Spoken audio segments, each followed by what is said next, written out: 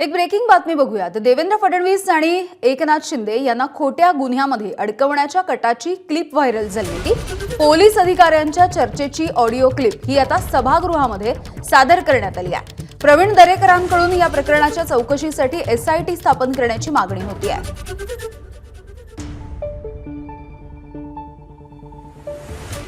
आणि सूड भावना काय असते, सूड भावनेनं वागणारी लोक काय आहेत, त्यांचं असली स्वरूप आम्ही त्या ठिकाणी महाराष्ट्रातल्या जनतेसमोर आणलंय, आणखी उघड होईल। तर तत्कालीन उपायुक्त लक्ष्मीकांत पाटील यांचं निलंबन करा अशी मागणी दरेकरांनी केली आहे। या प्रकरणाच्या चौकशीसाठी एसआयटी चौकशीची घोषणा होती आहे। मंत्री शंभूराज देसाई यांनी एसआयटीची घोषणा केली आहे। शंभूराज देसाई बोलतात, आपण थेट जाऊयात।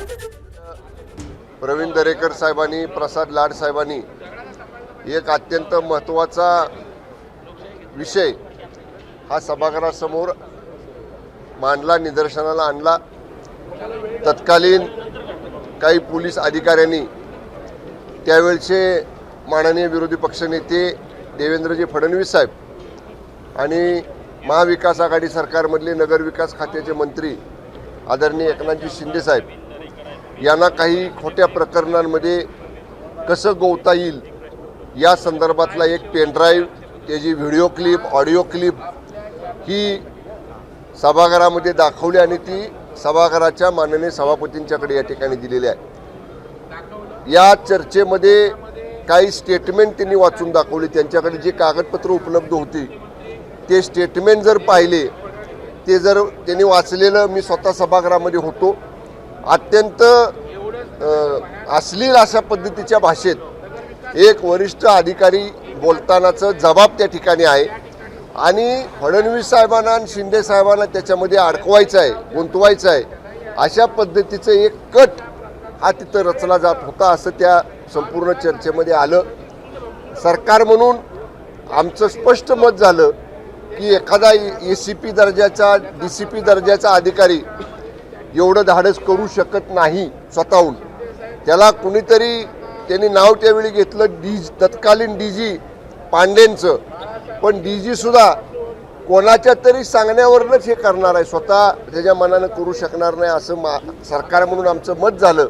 आणि सरकारच्या वतीनं आज सिनियर IPS अधिकाऱ्याच्या अध्यक्षतेखाली एक SIT गठीत करायचा निर्णय आम्ही सभागृहामध्ये जाहीर केलेला आहे आणि त्या SITच्या चौकशीमध्ये आज सभागृहात उपस्थित झालेले मुद्दे आणि या उपर समजा काही सन्मान्य आमदार महोदयांना किंवा कुणाला त्या SITकडे काय अधिकची माहिती त्यांच्याकडे असेल, ती द्यायची असेल तर ती देण्याची सुद्धा तरतूद त्या SITमध्ये ठेवली जाईल आणि तातडीनं SITचा अहवाल प्राप्त करून जे कोणी त्या चौकशी अहवालामध्ये आढळून येतील, दोषी आढळून येतील, त्यांच्यावर त्या अहवालानुसार कडक कारवाई करण्याची घोषणा शासनाच्या वतीनं सभागृहामध्ये आज या ठिकाणी केलेली आहे।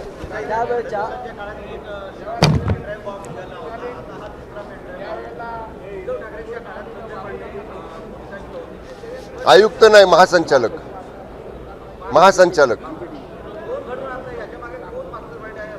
मी सभागृहामध्ये सुद्धा ते सांगितलं की याच्या मुळाशी गेलं पाहिजे, या छोट्या अधिकाऱ्यांच्या कठपुतल्यांना कोण हलवत होतं हे शोधलं पाहिजे, हे सरकारच्या वतीनं आम्ही सभागृहामध्ये सांगितलेलं आहे।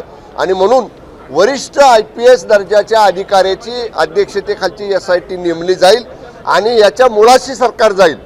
एवढ्या सहजासहजी हा विषय सरकार सोडणार नाही, कारण दोन महत्त्वाच्या नेत्यांच्या संदर्भातले उल्लेख त्याच्यामध्ये आहेत आणि त्यामुळं अत्यंत गांभीर्यानं आणि अत्यंत सखोलपणानं या SIT मार्फत चौकशी केली जाईल आणि जे कोणी याचे मूळ सूत्रधार आहेत त्यांना देखील याच्यामध्ये शोधून काढलं जाईल। ओके,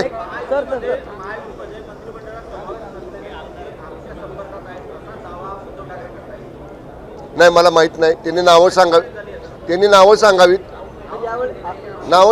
ना। मग आम्ही सुद्धा सांगितलं ना, उबाटामध्ये जे लोक निवडून आलेत आत्ता त्यांच्यात प्रचंड अस्वस्थता आहे आणि आमची अनेक लोकांची चर्चा चालू असते।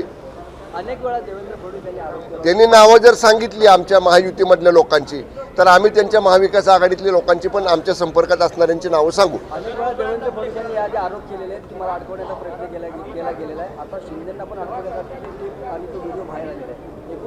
पक्षाच्या राजकीय नेत्यांचा हस्तक्षेप या सगळ्या संदर्भात होता का, असं तुम्हाला दाखवलं? आता सरकार म्हणून आम्हाला बोलताना जोपर्यंत SITच्या चौकशीमध्ये काही गोष्टी पुढे येत नाहीत तोपर्यंत सरकार म्हणून काही अपुऱ्या माहितीच्या आधारे बोलणं योग्य नाही.